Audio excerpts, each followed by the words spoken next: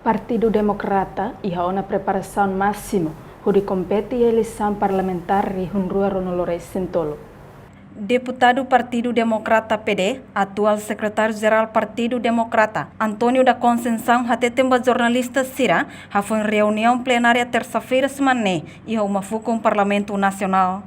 Deputado na informa, Partido Democrata PD prepara uma equipa ida, nebe lidera Husi ex-deputado Rui Menezes, onde prepara programa campanha parlamentares e a base.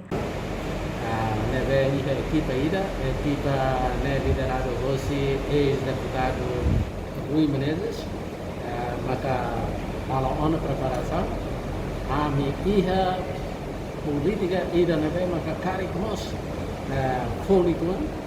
Tambah kami kuliah kona ba Polkau, kami kuliah kona ba Dili, kami kuliah kona ba Wetus, kami kuliah kona ba municípios, e a minha kuliah kona ba mecanismo de criação de fundos, nebe maka precisa tu reforço a política, programação da PPD ini. Makanya persida Partido Barat be tabela tulisan ne gosta kopia de, nebe amin laku kuliah bernya apa. Kami hati sira barat kote amne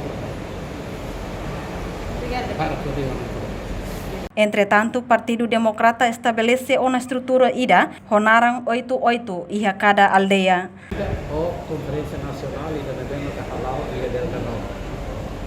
Kongreso lain. Segundo, preparação para base ini.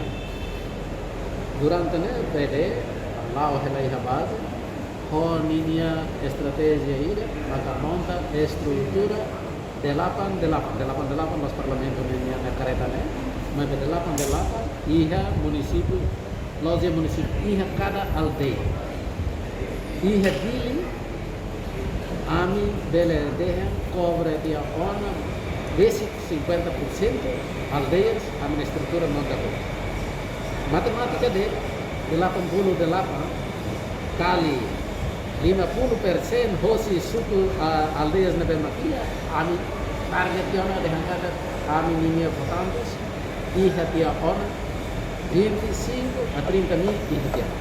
Além de ne, PD prepara ona requisito sira ba eleição. Reportagem Melda Fátima, Televisão Timor Post.